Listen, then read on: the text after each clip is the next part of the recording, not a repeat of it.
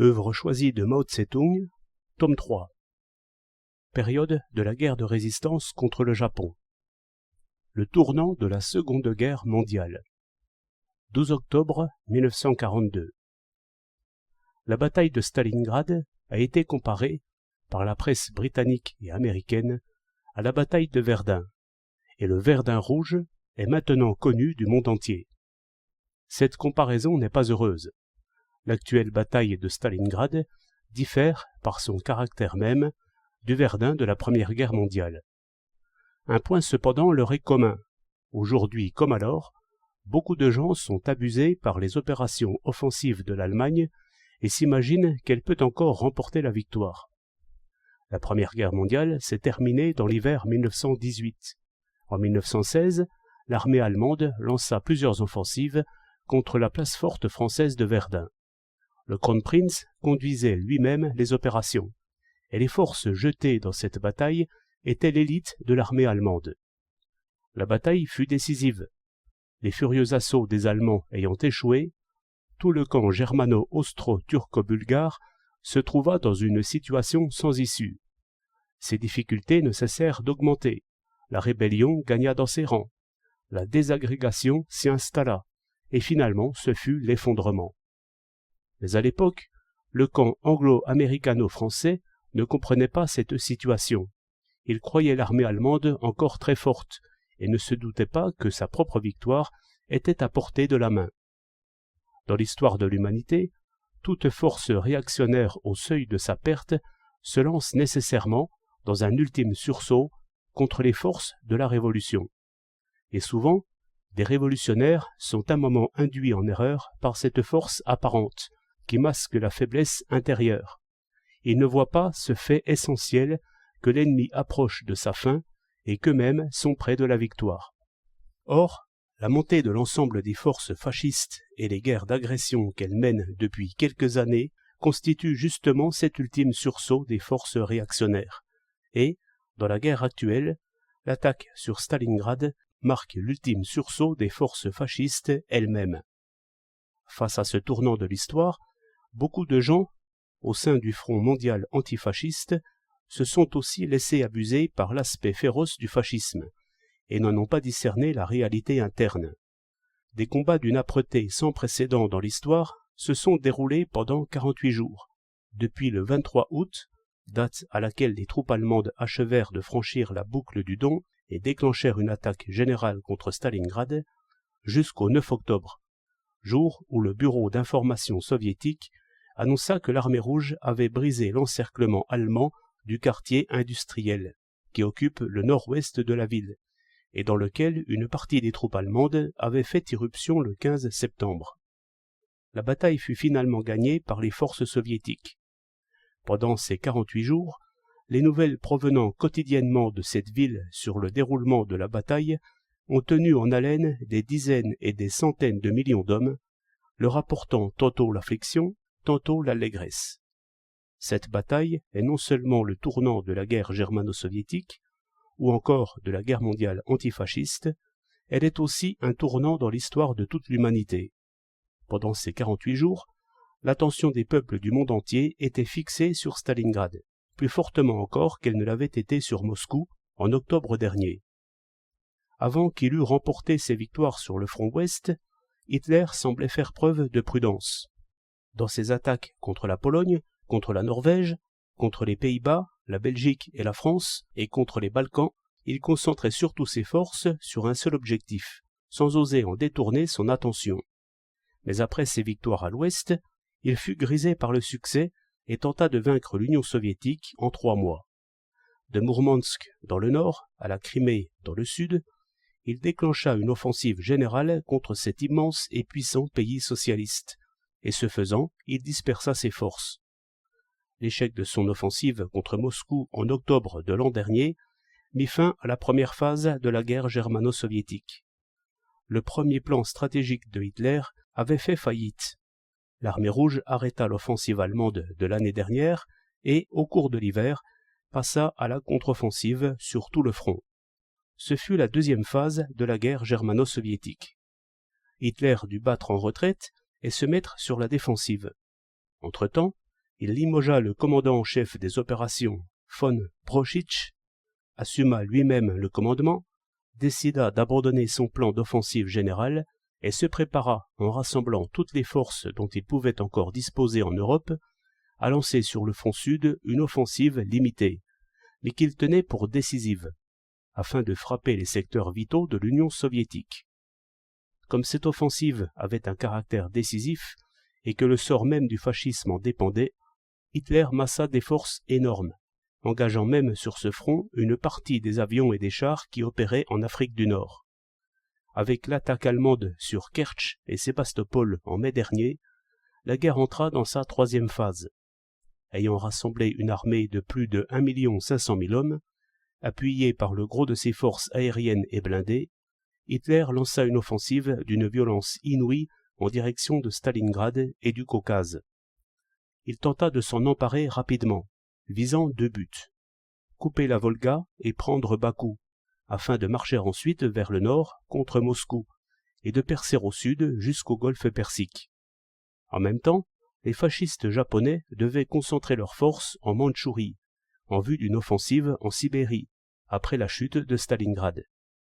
Hitler croyait pouvoir affaiblir la puissance de l'Union soviétique à tel point qu'il pourrait dégager du front soviétique les forces principales de l'armée allemande, afin de parer sur le front ouest à l'éventualité d'une offensive anglo-américaine, de s'emparer des ressources du Proche-Orient, d'effectuer la jonction avec l'armée japonaise, tandis que le gros des forces japonaises se retirerait du nord et se dirigerait vers l'ouest et le sud, contre la Chine, la Grande-Bretagne et les États-Unis, sans que les armées allemandes et japonaises eussent à se soucier de leurs arrières.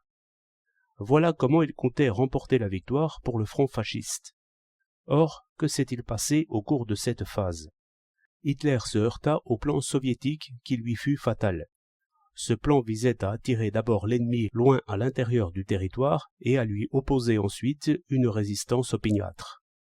En 5 mois de combat, l'armée allemande n'a pu ni pénétrer dans les champs de pétrole du Caucase, ni prendre Stalingrad, et Hitler s'est vu obligé d'arrêter ses troupes au pied de hautes montagnes et devant les murs d'une cité imprenable, sans pouvoir ni avancer ni reculer, subissant des pertes énormes et s'engageant dans une impasse. Nous voici en octobre et l'hiver arrive. La 3e phase de la guerre touche à sa fin. La 4e va commencer. De tous les plans d'attaque stratégiques de Hitler contre l'Union soviétique, il n'en est pas un qui n'ait échoué. Pendant cette période, se rendant compte que son échec de l'été de l'an dernier était dû à l'éparpillement de ses troupes, Hitler concentra ses forces sur le front sud.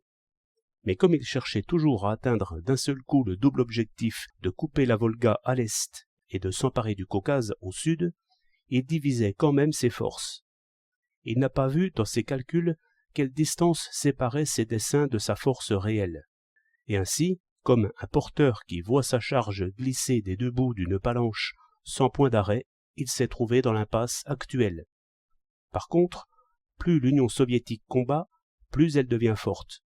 Par sa brillante direction stratégique, Staline s'est assuré entièrement l'initiative et pousse partout Hitler vers sa ruine. La 4e phase de la guerre, qui commencera cet hiver, conduira Hitler à sa perte. Si l'on compare la situation où se trouvait Hitler au cours de la 1re et au cours de la 3e phase de la guerre, on verra qu'il est au seuil d'une défaite définitive. Actuellement, tant à Stalingrad que dans le Caucase, l'armée rouge a déjà arrêté, en fait, l'offensive allemande. Hitler est à bout de souffle et il a échoué dans son offensive contre Stalingrad et le Caucase. Les quelques forces qu'il a réussi à rassembler au cours de toute la période d'hiver, de décembre à mai dernier, sont déjà épuisées. Maintenant que, dans un mois à peine, l'hiver va s'installer sur le front germano-soviétique, Hitler devra passer en toute hâte à la défensive. La région entière située à l'ouest et au sud du Don sera pour lui la plus dangereuse, car l'armée rouge y lancera sa contre-offensive. Cet hiver, sous la menace d'une issue fatale, Hitler essayera une fois de plus de regrouper ses armées. Il lui sera peut-être encore possible, en rassemblant le reste de ses forces, de former quelques nouvelles divisions. En outre, il appellera à la rescousse ses 3 partenaires fascistes. l'Italie, la Roumanie et la Hongrie, et leur demandera de lui fournir de la chair à canon pour faire face à la situation critique sur les fronts Est et Ouest. Mais il doit s'attendre à des pertes énormes au cours de la campagne d'hiver sur le front Est et à l'ouverture d'un second front à l'Ouest, tandis que l'Italie, la Roumanie et la Hongrie, accablés devant les perspectives d'un effondrement inévitable de Hitler, s'éloigneront de lui chaque jour davantage. Bref, après le 9 octobre, une seule voie reste ouverte à Hitler, celle de l'anéantissement. Il y a quelque chose de commun entre la défense de Stalingrad par l'armée rouge pendant ces 48 jours et sa défense de Moscou l'année dernière. La défense de Stalingrad a fait échouer le plan de Hitler de cette année comme celle de Moscou son plan de l'année dernière. La différence réside dans le fait que l'armée rouge, malgré sa contre-offensive d'hiver qu'elle entreprit immédiatement après la défense de Moscou, dut subir encore cette année une offensive d'été de l'armée allemande. Parce que, premièrement, il restait encore à l'Allemagne et à ses partenaires européens des forces disponibles, et que, deuxièmement, la Grande-Bretagne et les États-Unis retardaient l'ouverture du second front. Mais, après la bataille pour la défense de Stalingrad, la situation sera entièrement différente. D'une part, l'Union soviétique déclenchera une seconde contre-offensive d'hiver, d'une ampleur exceptionnelle. La Grande-Bretagne et les États-Unis ne pourront plus différer longtemps l'ouverture du second front, bien qu'il ne soit pas possible d'en préciser la date exacte. Et les peuples d'Europe, à leur tour, seront prêts à répondre par des soulèvements. D'autre part, comme l'Allemagne et ses partenaires européens n'ont plus la force d'entreprendre une offensive de grande envergure, Hitler se verra contraint de passer entièrement à la défense stratégique. Or, si Hitler est contraint de passer à la défense stratégique, le sort du fascisme est réglé. En effet, un État fasciste comme celui de Hitler a, dès sa naissance, fondé toute sa vie politique et militaire sur l'offensive, et son offensive une fois enrayée, son existence prend fin. La bataille de Stalingrad arrêtera l'offensive fasciste. Elle est décisive, et ce caractère décisif déterminera tout le cours de la guerre mondiale.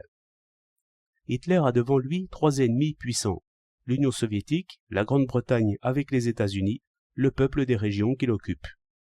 Sur le front Est, l'armée rouge se dresse telle une forteresse inébranlable, et elle poursuivra ses contre-offensives toute la seconde saison d'hiver et au-delà. Voilà la force qui décidera de l'issue de la guerre et du destin de l'humanité. Sur le front Ouest, même si la Grande-Bretagne et les États-Unis continuent à adopter une politique d'attente et d'atermoiement, ils ouvriront tôt ou tard le second front lorsqu'il leur sera donné de s'attaquer à un tigre déjà mort. Il existe en outre un front intérieur contre Hitler. C'est le grand soulèvement populaire qui se prépare en Allemagne, en France et dans d'autres parties de l'Europe. Dès que se déclenchera la contre-offensive générale de l'Union soviétique et que tonneront les canons du second front, les peuples d'Europe répondront par l'ouverture d'un troisième front. Une offensive convergente contre Hitler sur ces trois fronts sera le grand fait historique qui suivra la bataille de Stalingrad. La carrière politique de Napoléon s'est terminée à Waterloo, mais c'est sa défaite à Moscou qui avait décidé de son sort. Aujourd'hui, Hitler marche sur les traces de Napoléon, et la bataille de Stalingrad a scellé son destin. Cette situation aura des répercussions directes sur l'Extrême-Orient. L'année qui vient ne promet rien de bon non plus au fascisme japonais. Avec le temps, ces maux de tête iront croissant, jusqu'à ce qu'ils descendent au tombeau. Tous ceux qui tirent des conclusions pessimistes des événements mondiaux devraient modifier leur point de vue.